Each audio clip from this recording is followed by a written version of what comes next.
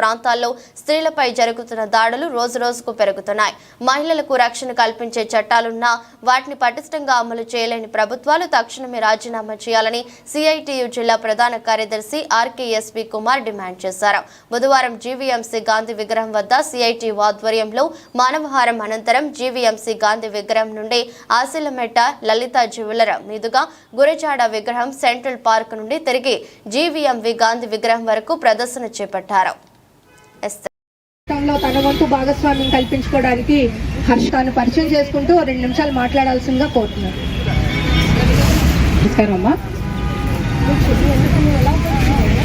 మళ్ళీ కావాలని మళ్ళీ నాకు అడగాలనిపిస్తుంది. ఎందుకంటే ఎక్కడ స్త్రీలు పూజింపబడతారో అక్కడ దేవతలు కొలుగుంటారన్న సంస్కృతి సంప్రదాయాల ప్రకారం ఎప్పుడు అర్ధరాత్రి నడి రోడ్డు మీద ఆడవాళ్ళు స్వేచ్ఛగా తిరగలుగుతారు. అప్పుడే భారతదేశానికి సంపూర్ణ సాకారం అయిందా లేదా అని మనందరం మరొక్కసారి ఆలోచించుకోవాలి.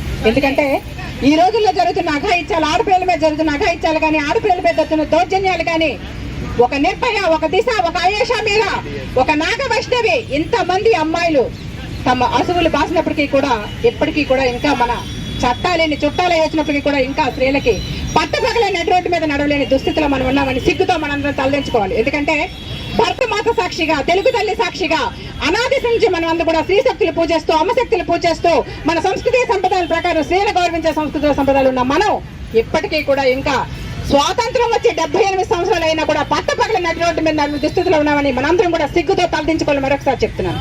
ఎందుకంటే ఈ రోజు ఎక్కడో కలకత్తాలో జరిగిన ఒక అమ్మాయికి అతి ఘోరంగా, అతి కిరాతకంగా, అతి పైశాచికంగా వేటూరు సుందరామూర్తి గారు ఒక పాటలో రాస్తారు. ఈ దుర్యోధన దుశ్శాసన దుర్వినీత లోకంలో రక్తాసులు చిందిస్తూ రాస్తున్న శోకంతో మరో మహాభారతం 6వ వేదం మానభంగ పర్వంలో మాతృహృదయ నిర్వేదం అంటారు. అది మర్మస్థానం కాదది జన్మస్థానం, మానవతకు మోక్షమిచ్చు పుణ్యక్షేత్రం. అలాంటి మర్మావ్యాల మీద అతి ఘోరంగా, అతి కిరాతకంగా, అతి దౌర్జన్యకరంగా ఒక 5 నెలల పసిపాపకి ఈ రోజు మనం ఎక్కడో కలకత్తాలో జరిగిన ఇష్యూ గురించి మనం అందరం ఫైట్ అవుట్ చేస్తున్నాము. మన ఉత్తరాంధ్రలో రామభద్రపురంలో తనకి ఏం జరిగింది